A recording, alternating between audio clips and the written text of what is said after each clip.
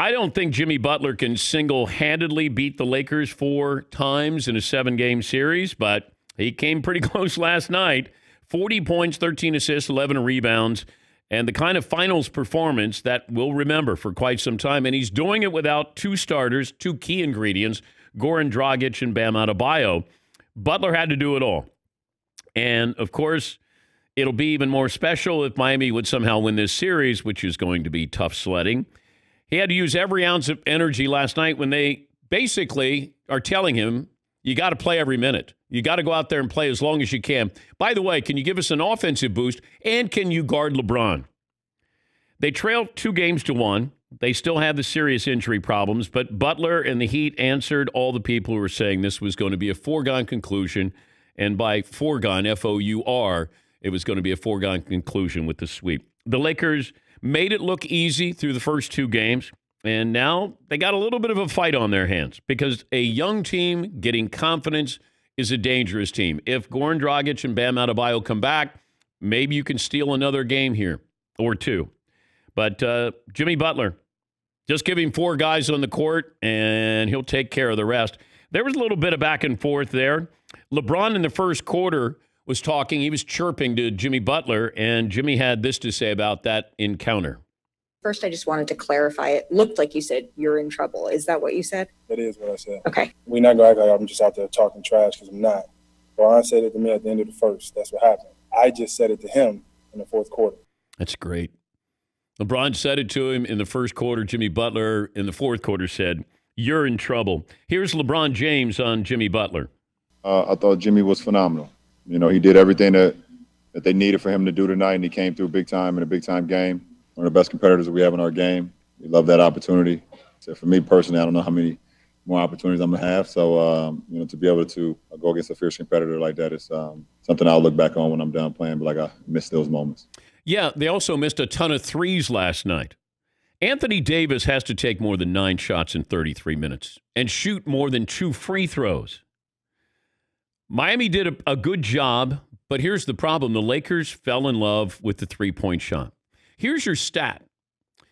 Markieff Morris attempted more three-pointers, 11, than Anthony Davis attempted total shots last night, 9. Stat of the day, stat of the day, stat of the day, stat of the day. Here comes that what? Stat of the day.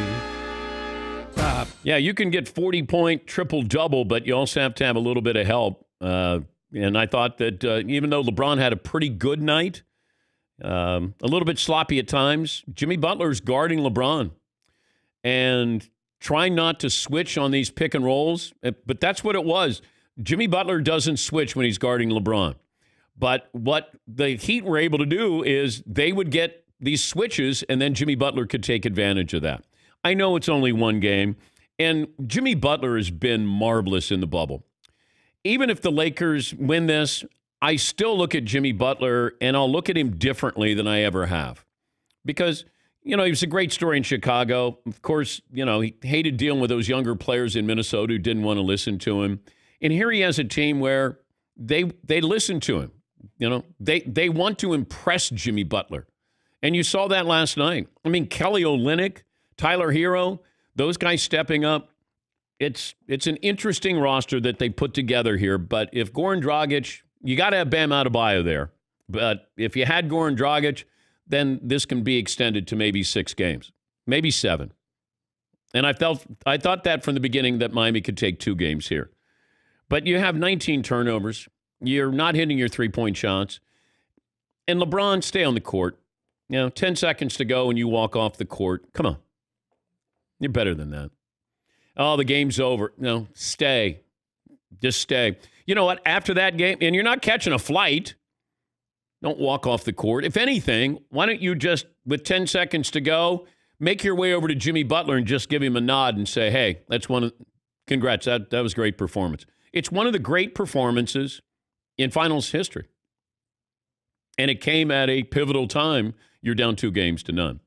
And I wonder, Jerry West won the MVP. And back in the late 60s, the Lakers lost to the Celtics in the finals. Jerry was the MVP. He was that great. not that Jimmy Butler is going to get any consideration, but I hope he does if he continues to play this kind of basketball. And they're asking him to basically play every minute and play both ends of the floor. But if you know where I stand. I've said this from the outset in the bubble when the playoffs started. If Anthony Davis is the best player on the floor, the Lakers will win the title. He wasn't around last night. That can't happen.